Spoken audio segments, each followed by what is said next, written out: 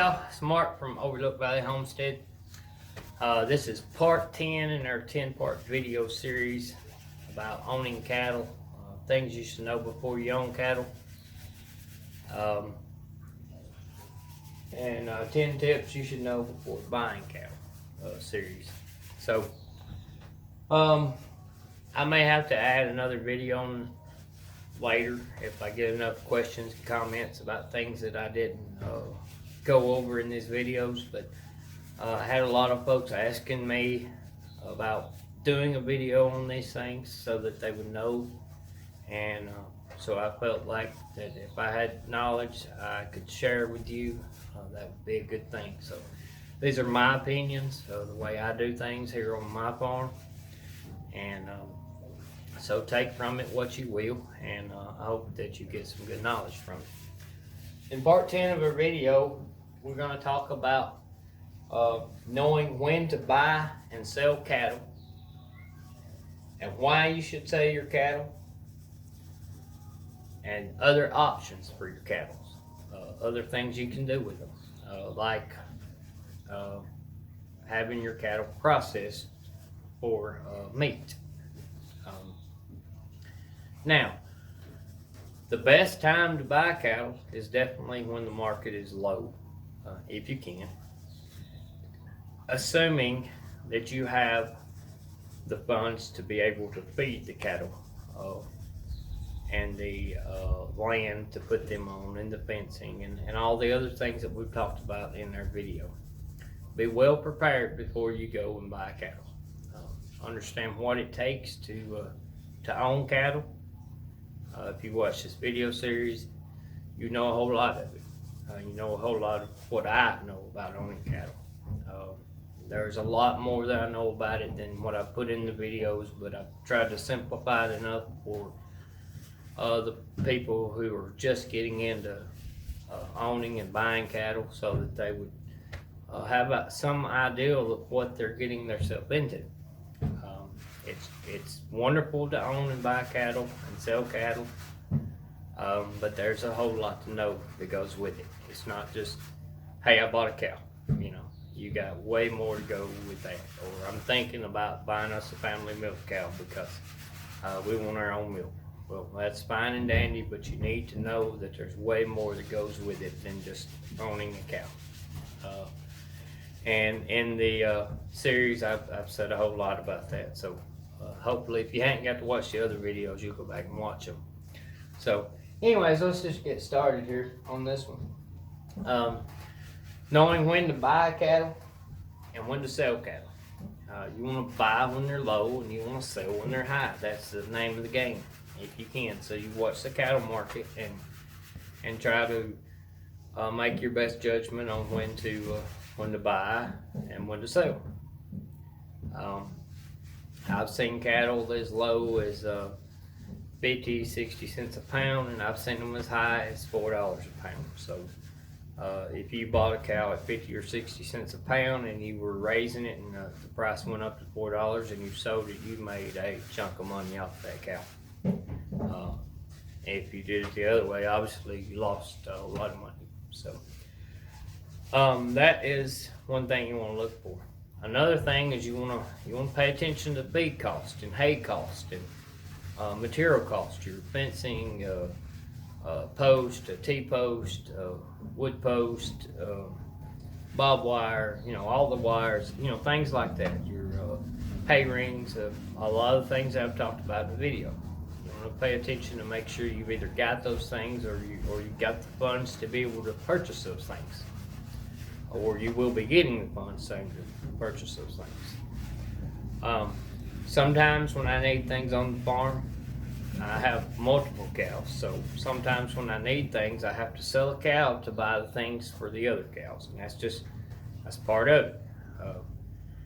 If I just had one cow, it probably wouldn't be near as much expense. So the more cows you own, the more expense it is. But also, the more cows you own, the more money you stand to make. Being a cow farmer is not all about money. It's about a way of life, and different things that you're going to do with your cows changes how how you farm your cattle. So, sometimes you have to sell cattle because they have come to the end of their life, and it's time for them to go on and finish their life as what they're supposed to be, which is go to the meat market and become meat. If you've had a cow for a while and it's getting old and it's time for it to go, that's a time to sell. Now, you want to find the best market when it's time to sell, but you know, when it's time to sell, it's time to sell regardless of what the market is. So you have to sell it. And I sold some cows recently, and the market wasn't so good, but it was time for them to go. So that's what had happened. So we move out the old cows, we bring in the young cows, and we start over, and it's a continuous cycle. Then there are several reasons of why to sell your cows, other than just they're getting old, or maybe you got a cow that's wild. I don't like keeping wild cows here on the farm. They tend to make the other cows nervous, and tend to make people around here nervous, you know. And me, I have to worry about them jumping out the fence and getting in the neighbor's pasture, or getting out in the road and maybe causing an accident or something like that. So if it's not a good, well-mannered cow, it don't get to stay here. I have had a couple here that were some pretty crazy cows, and that's just genetics. They're born that way. You know, some cows are just born stupid. That's the only way I know to say it, and they stay that way their whole life. So, those cows probably make the best hamburger meat. All right. So,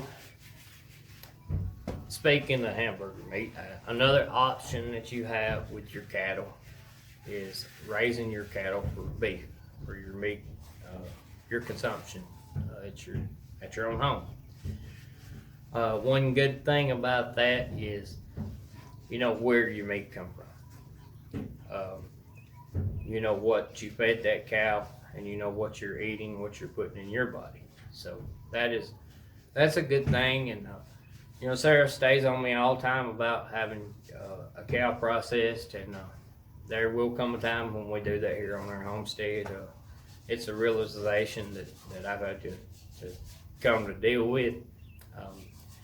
I like having my cows to be able to buy and sell and raise other calves and stuff like that, but once you get your herd built where you want it, then you need to, it's a good idea, you don't need to, but it's a good idea to have a cow once a year, once every 2 years, however much meat your family eats, to raise for yourself and have it packed. You know, have somebody do it, or if you choose to, do it yourself. But that's a whole nother ball game, and a lot of massive work, and there's a lot of good videos on YouTube about how to do that. So that's not something that I think that we will be doing unless times get really bad, and if they do, then we will have to do it. So I think we could if we needed to, but I don't. I think it's to me, I feel like it's better to have somebody that does that job daily, do it, that knows what they're doing, instead of us having to do it. It seems I weigh up the time versus the cost of having them do it, and I feel like that it's worth it for me to have a meat packer processor cow for me. So that is another thing that you do with your cow. Now, a cow that you're going to have processed, you're going to think about it. You're going to lose whatever money you put in that cow as far as getting money back in your pocket. But you're going to gain all that in groceries, packed meat for your family to eat. So I guess you save it on your grocery bill. You can look at it that way. And that's what it's all about, you know. It's all about eating healthy, and you know, and being a good farmer, and taking a good steward of the land, and taking care of your cows. So those are some ways that, or some thoughts on what you might do with your cow. Milk cows, you can milk them for several years. Different cows go longer than some cows do. I've seen cows milk to 8, 9 years old, no problem. I've seen some cows that at 5 year old they're worn completely out. So it changes. Some cows live to be 16, maybe even 20 years old. And maybe some of your hardier breeds like the Longhorns may live longer than that. So, but anyways, those are my thoughts on what you can do with your cattle. Know when to buy them and sell them, and why you need to get rid of them. I mean, if you see a cow out in the pasture and its back's humped up pretty bad, usually that's one of two things. Either that cow is sick, or that cow is getting old. Because the older a cow gets, the more its back humps. I mean, that's something that I've learned from my years of messing with cows. When a cow's getting older, there's nothing you can do with it. You can wait on it to die, or you can send it off to be processed. You can do it yourself, or you can take it to a stockyard and let them, the people who buy cows for processing, buy it and take it and have it done. So, anyways, I hope this little series has helped you learn more about cows. And if there's something else you want to know, just shoot me a line and ask. I don't care to answer anything. I don't know all the answers. I do know quite a bit about cows. I've always enjoyed messing with cows, so if I can help you in any way, just ask and I'll do what I can. If I can't, maybe I can tell you somebody else to ask. There's a lot of good channels on YouTube that know a lot about cows. There's a lot of channels that have only been farming cows for a couple of years that have a lot of good information. And then there's channels out there that's been farming for a long time that has a lot of good information, and maybe I can put you on to one of them, and maybe they can answer your question if I can't. But anyways, I thank you for taking all the time to watch these videos. There's 10 of them. If you hadn't watched them all, just go back to video number 1 and learn how to become a cattle farmer. And thank y'all for coming to Overlook Valley Homestead, and God bless you.